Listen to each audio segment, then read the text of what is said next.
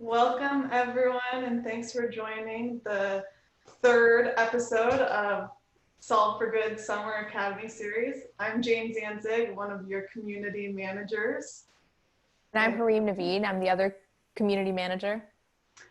So today we'll be talking about exploring and understanding data. So in any data science for good project, and in particular for solve projects, one thing we strongly believe is very important is that the people who are doing the analysis actually have an understanding of the data, the context and meaning behind it, how it was collected, any idiosyncrasies that can potentially arise. And so you can see here our schedule of all of the webinars. We're on the third one.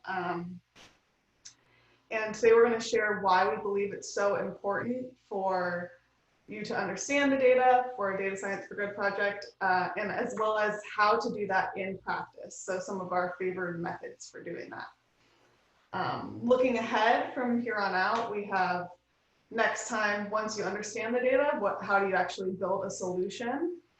And then how do you evaluate the tools and models that you do build for fairness, any potential bias that arise, and what ethical considerations you should be thinking about. And then our last episode in the series will be implementation and handoff. So how do you hand that over, the solution that you built, to a project partner so that it actually gets put into use? Because the number one thing that any of us want out of one of these projects is that someone actually uses it. So that doesn't happen on its own. And then there's a new addition at the end there. We will have at the end of the summer one additional event, and that's our Data Fest, and that's where all of the Solve for Good teams will share their progress. Right now we have it tentatively scheduled for September 3rd, but that's to be confirmed, so stay tuned on Slack and on the email list to hear more about that. All right, so here's the rundown of what you're going to see today. First, oh, sorry, I totally messed up the slide. I didn't finish writing Mauricio's name on here. My bad. But first, we're going to have the Solve for Good project drumbeat with Andrew. He's going to give us the latest on all of the projects from Solve for Good.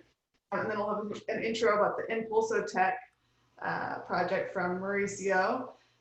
Sorry for messing up your name on the slide. And then we'll hear the intro and why we think this matters from Paul. He's one of the Solve team, you know and love him. And then we have a few special guests today. We have Abhishek Kumar and Andrea, who are both 2016 DSSG fellows. So Abhishek's going to give us a hands-on technical tutorial, and then Andrea is going to tell us about data stories and, going really deep, taking a deep dive into your data and finding out some hidden mysteries. That's one. All right, so without further ado, I'll turn it over to Andrew for our intro. Great, thanks, Jane. All right, so thanks, Jane, for welcoming everybody to the third installment of the Solve Summer Academy. For those who haven't met me yet, my name is Andrew, and I'm one of the community managers and project managers for Solve for Good. And what I'm doing during each of these webinars is providing like a little bit of a community update and also kind of as Jane put it, the drumbeat and the pulse of some of the projects that are ongoing. So in terms of some announcements for the community, first of all, in these past 2 weeks, there's been some new resources that have been published, and you can access those by going to the Solve for Good website and then going to the resources section. There's some super interesting new resources that went up. The first is an ethical checklist for data science projects, and in particular for data science for social good projects. There's some documentation that has been published that takes you step by step through joining Solve for Good as both a volunteer, and then also if you wanted to join as a partner organization and boast a project. So if you haven't yet signed up on the Solve for Good platform and you're needing a little bit of instruction, you can use that as one of the references. The last resource is for the most technical among you, the most technical data scientists. We posted a link to what's called Triage, which is a risk modeling and prediction toolkit specifically for policy and social good problems. And it was developed by some researchers at Data Science for Social Good and also at the University of Chicago. So there's some documentation there that you can look at. Second, there's some recordings now that have been posted from the first and second webinar for the Solve Summer Academy, and they're on the Data Science for Social Good YouTube account. So we'll send a link out to that. And I guess as the kids say these days, make sure you smash the subscribe button on that account because that's where the Solve Summer Academy third installment and subsequent installments will be posted, and you'll get a notification right when those come out. We're still hiring a software engineer, so we'll have a link that we can send out as well for that. But as well, you can also message either myself or Jessica for the application. And that's for anyone interested that might be on this call, or perhaps you know somebody in your networks that might be interested in working as a software engineer for Solve for Good. The Solve platform is also open for all social good organizations to post data-related challenges.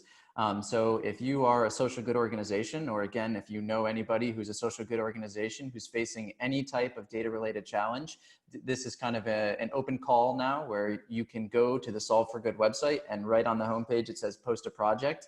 And we now have the processes in place where if you go ahead and do that on your own, we'll get in touch with you and kickstart that project. So don't hesitate and don't be shy. We're always looking for projects. So that actually leads me to the next point here, which is kind of a state of play of the community, just to show how much it's kind of grown over the summer. Right now on the Solve for Good platform, we have over 1,051 exact registered volunteers. And in the Slack workspace, there's 1,030 members. So we have a ton of volunteers, and now we're looking for projects and social organizations that we can help make an impact for to post their data-related challenges. And speaking of data-related challenges, I have some updates from a couple of the projects. I'm just going to talk about two really quickly today. They're the ones that have made the most interesting progress, I suppose. And so the first one is the mitigating eviction risk for residents in the city of Dallas. And you can check the past two Solve Summer Academy videos. I think there's even a specific section where we kind of explain these projects. So if you want to get a better background, that's a good reference. You can also go to the Solve for Good website and read the project page for this project. But what it's really about is identifying those areas within the city of Dallas that are the most at risk of eviction. And it's particularly pertinent in the time of COVID, where people are kind of uncertain about a lot of people are uncertain about where their next income check is going to come from and where they're going to be how they're going to be able to pay their rent. And so this team at this point has gotten through the help of the City of Dallas and the Child Poverty Action Lab, they've gotten the court records for all evictions from the past 3 years. And they've started to take this data, and they're starting to do some pre-processing and cleaning the data, and also doing some data stories and data exploration, which is what you'll learn a little bit about today. So it actually dovetails nicely. They're working on exactly what we're talking about today. The other project I'm going to highlight a little bit is the PinVal project, or the property valuation tool. This was introduced in the last session, so you can find out more information if you look at that video. But this is a project with the Cook County Assessor's Office in Chicago, Illinois, and it's led by Robert Ross on their side, the Deputy Assessor and the Chief Data Officer. And here's just the team that's working on this: Maria, Ryan, Italio, and Lily. And so far, they've kind of set up their team workspace, and they've been getting things together. So for example, they set up this nice Trello board to start to track some of the progress that they're doing on the project. And you can see the check mark here, 3 of 3. They've filled out their VPN forms, because the way that they're going to access the data for this project is through a VPN set up by the Cook County Assessor's Office. So they're more or less ready to go on that side. And again, if you want more information, you can go into the projects page on the Solve for Good platform and click on PinVal, and you can see the entire scope and description of that project. And there's a latest project that was just added to the Solve for Good platform, which is with an organization called Impulsotech. And to talk a little bit about that project, is Maurizio. So Maurizio, do you want to take over now? Yes, thank you. Hi to all. I'm very happy to be sharing the project. So our foundation is a very small foundation. We are located in Chile. our goal is to promote mindful career decisions to boost both students' opportunity and better life. We are a group of people who mostly are doing research or working in public policy. I'm very worried about how students are making their career decisions. We don't have too much information about to help students to make their decisions. So I want to show you some idea of the problem, of what is the problem there.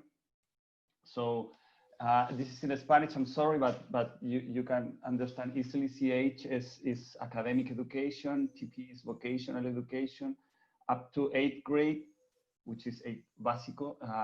We have schools that promote general education, but then students have to choose. When they choose, they can go for a path or a trajectory which lead them to higher ed, or the other one, vocational, which lead them to the labor market, laboral, right? Or higher ed, educación superior. So students can always choose to go to higher ed independently of the track that they choose. They are choosing their tracks, but without too much information. Schools are not worried too much about, so primary schools are not worried too much or what their students are doing, because there are not too much information about that.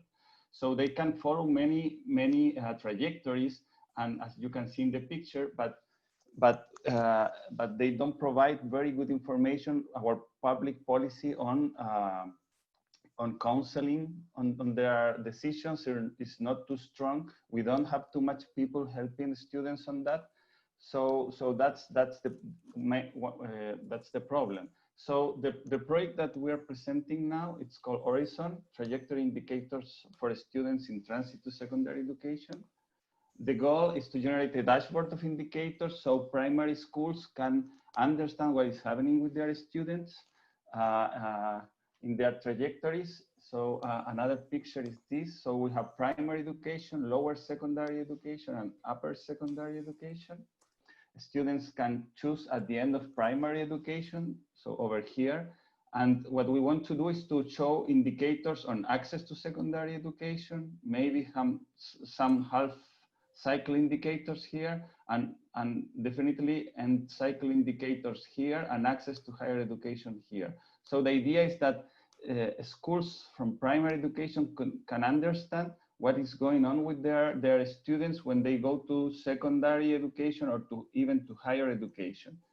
The data we have is a lot of data. We have from years 2011 to 2019 for each student. We have data at the student level. So we have the GPA, the courses they are choosing, of course, some information about gender or that kind of information. We can follow their trajectories with administrative data.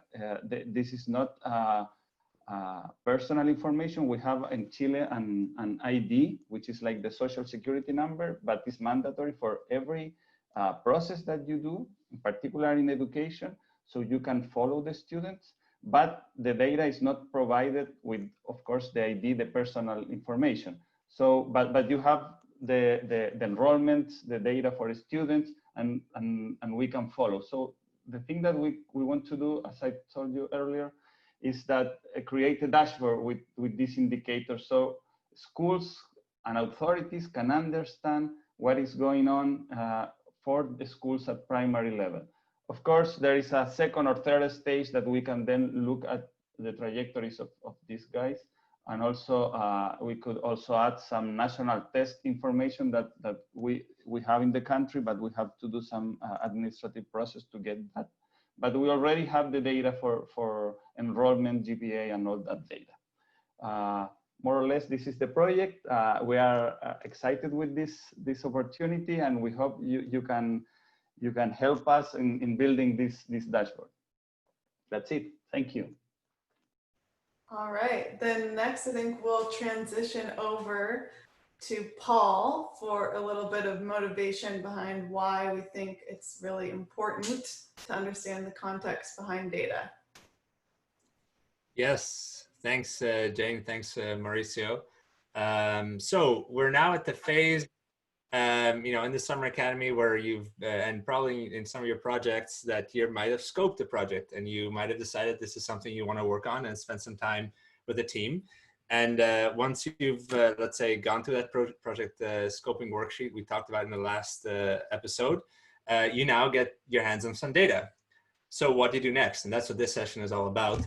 And as you can imagine, once you've decided that this is a problem that you can potentially spend some time on with with your data science chops, you want to make sure that the data that you receive actually can help you do that. And as many of you will know who have actually worked on projects like this, it's not until you get your hands on the data and you can play with it and look through it that you can actually be sure that you can help solve the problem. So what we wanted to do today is basically talk about a couple of common things that we look for when we get our hands on the data. And Abhishek in a second is going to show you with some example data how he does that. But I just wanted to highlight a couple of the things that typically come up.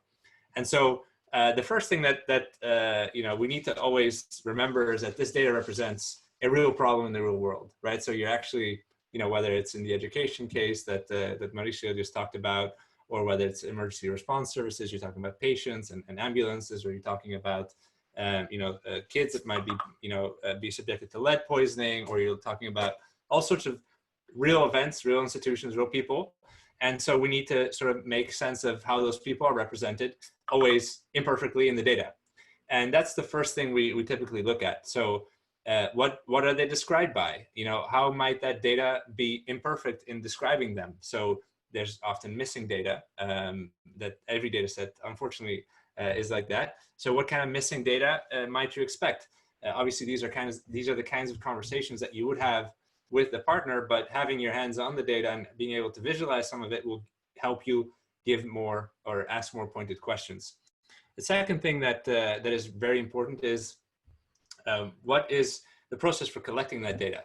And you get the data, you get the sheet, whatever it is, a table, a database, some visuals, some images, but that data is collected through some process, right? So as an example, when we're working with the Cincinnati Emergency Medical Services, helping them reduce their response time, they were, sharing how they collect this data. That is basically through a handheld device that a lot of these medical personnel, as they are getting on site, need to enter data. And often, as you can imagine, if you're in an ambulance rushing to a emergency situation, you prioritize the safety and health of the patient and in your mission. And so you might actually skip pressing a certain button, or the time stamp that you're looking for isn't actually marked at the moment you're expecting it to be marked. And so that has big implications for how you later start to model, right? If you're trying to actually reduce the time to getting on site, and that some of the in our case, some of that that timestamp data is inaccurate, that means you need to do some filtering and selecting on where you do know it's accurate, so you can actually reduce, or help maybe build a model to reduce that.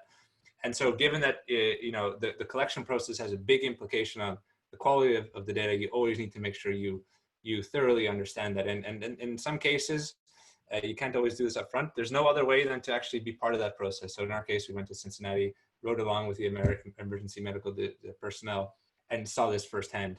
And whatever projects you guys will be working on, always keep this in mind. There's no better way to figure out how the data is collected than to be there as part of the process. And obviously, today that makes it a little bit harder to travel and go there, but still ask good questions to understand that to the best of your ability. Another question that typically comes up is, how well are we able to link data sets? So it's very rare that you get just one table of data, right? It would be great with no missing data values and all the right formats, and a nice column that's called a label or something like that. Then you just start predicting, but it's never like that. So you need to figure out how you actually match the data sets across tables or even data sources. So do you have a unique identifier that allows you to do that? What is that unique identifier? Is it the social security-like number that Mauricio talked about, or is it a geospatial coordinate, or is it some other kind of number, last name, zip code, whatever it is that you have in your data, and how reliable is that? So these are things that maybe the partner hasn't thought of when they give you the data, but you need to make sure that unique identifier is there once you receive the data. Maybe a last thing I want to highlight on the data, because I don't want to spoil it all for Abhishek, who's going to show you some more things as well, is that what typically happens, especially if you're working across, temporal problems, which almost all of them will be, right? By that I mean that you've got basically something you're trying to predict in the future that you're taking action on now. You need to be aware of what data you have at the moment of taking a decision. So if you're, let's say, I'm taking an example of, we work with the Dutch Ministry of basically road safety. They look at how they can deploy safety inspectors to on-site accidents. And at a certain moment, they need to decide which inspector to send to the incident so they can minimize the response time. It's very similar to the Cincinnati case in terms of the KPI, let's say, or the target. But they, of course, have to make a decision immediately as soon as they get the alert. And while we in our modeling might have data and features about the situation, like, how many cars were involved in the incident, where was the incident exactly, what caused the incident, that you might be tempted to throw into your model to predict the decision.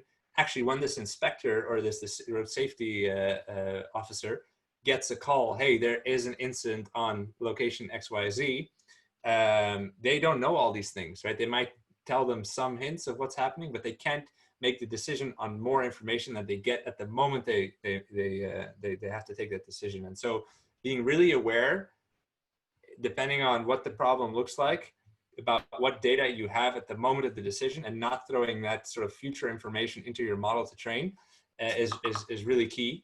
And that's a common, let's say, pitfall that we've observed over time, that because you think you have it in your data set, it doesn't necessarily mean you have it at the moment that you need to make your decision.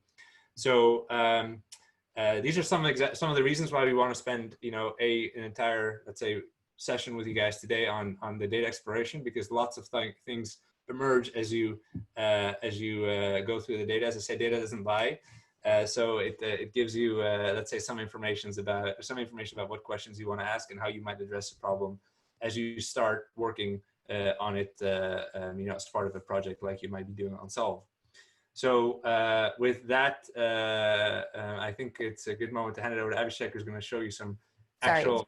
Before we hand it over to Abhishek, there's been 2 questions for Mauricio that I thought we could just go to before we move on, just while it's still fresh. So Mauricio, there was the question about what approach did you adopt to select the most efficient indicators? And I saw you answered in the chat, but maybe you want to just give a little bit more color to that.